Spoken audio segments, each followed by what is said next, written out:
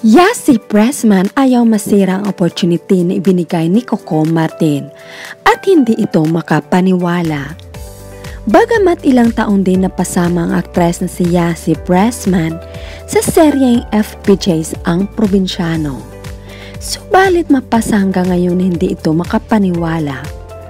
Sa isang salaysay na aktres para sa baliktanaw ng Dreamscape Entertainment, inamin ni Yasi Pressman ito. Ayon sa kanya, super surprise, hindi makapaniwala. Bakit ako? Maybe I blessed with opportunity, kaya nang dumating yon, trinay ko naman yung pinaka-best ko.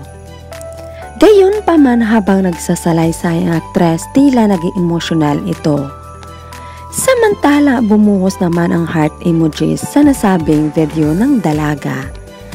At sa komento ng netizen, yes, saang Probinsyano talaga nag-start at nag-bloom ang karir ni Yasi.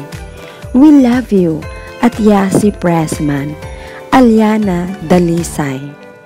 Sa kabilang banda, masilayan din sa social media account ni Yasi Pressman ang mga happening sa kanyang bakasyon sa Barcelona.